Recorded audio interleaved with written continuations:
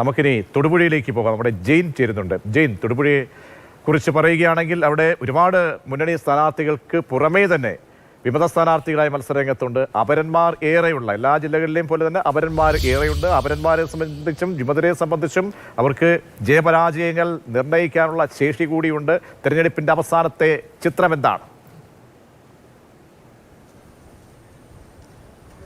പ്രജീഷ, തീർച്ചയായിട്ടും വലിയ കടുത്ത മത്സരം നടക്കുന്ന ഒരു ജില്ലയാണ് ഇടുക്കി എന്ന് തന്നെ പറയേണ്ടി വരും. കാരണം നമ്മൾ നിയമസഭാ തെരഞ്ഞെടുപ്പിൽ ഒഴിച്ചു നിർത്തി, നിയമസഭാ തദ്ദേശ തെരഞ്ഞെടുപ്പ് ഒഴിച്ചു നിർത്തി ലോക്സഭാ തെരഞ്ഞെടുപ്പിലേക്ക് പോയി കഴിഞ്ഞാൽ UDF വലിയ ശക്തിയുള്ള ഒരു ജില്ലയാണ്. പക്ഷേ തദ്ദേശ തെരഞ്ഞെടുപ്പിലും നിയമസഭാ തെരഞ്ഞെടുപ്പിലും കഴിഞ്ഞ കുറേ നാളുകളായി ആ നേട്ടം കൈവരിക്കാൻ UDF കഴിഞ്ഞിട്ടില്ല. ഇത്തവണ അതിലൊരു മാറ്റം ഉണ്ടാകും എന്ന ഉറച്ച വിശ്വാസത്തിലാണ് UDF ഇവിടെ പ്രവർത്തിക്കുന്നത്. LDF ആകട്ടെ വളരെ ചിട്ടയോട് തന്നെ നേരത്തെ തന്നെ ഇതുമായി ബന്ധപ്പെട്ട പ്രവർത്തനങ്ങൾ ആരംഭിച്ചിരുന്നു.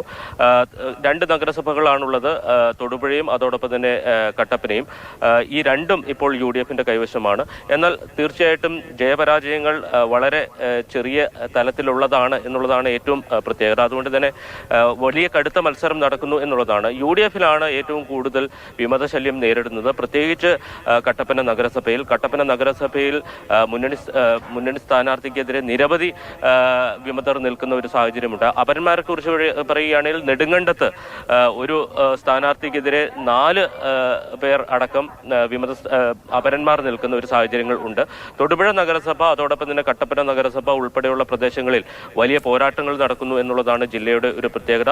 29 മൊത്തം 52 ഗ്രാമപഞ്ചായത്തുകളാണുള്ളത്. അതിൽ നിലവിൽ 29 LDF ആണ്, 21 UDF ഉള്ളത്. ഇപ്പോൾ നമുക്ക് ദൃശ്യങ്ങളിൽ കാണാൻ കഴിയും, തൊടുപുഴ നഗരസഭയിൽ UDF സ്ഥാനാർത്ഥി നിഷ സോമൻ ഇപ്പോഴും തെരഞ്ഞെടുപ്പ് പ്രചരണവുമായി ബന്ധപ്പെട്ട് വളരെ സജീവമായി തന്നെ നടക്കുകയാണ്. ഇവിടെ നിഷ സോമന് എതിരെ LDF സ്ഥാനാർത്ഥിയായി മത്സരിക്കുന്നത് മെർലി രാജു ആണ്. മെർലി രാജു ഇവിടുത്തെ സിറ്റിംഗ് കൗൺസിലർ ആയിരുന്നു. എന്തായി അവസാന ഘട്ടത്തിലാണ്, ഇനി 24 മണിക്കൂറുള്ളൂ അല്ലേ? അതെ അതെ അതെ അതെ ഇങ്ങനെ വലിയ പോരാട്ടത്തിന്റെ നടുക്കൂടെയാണ് നമ്മൾ യാത്ര ചെയ്യുന്നത്. നല്ല മത്സരം നടക്കുന്നുണ്ട്, പക്ഷെ വലിയ വിജയപ്രതീക്ഷയാണ്. കണ്ടില്ലേ, എല്ലാവരുടെയും സ്വീകരണം കണ്ടില്ലേ?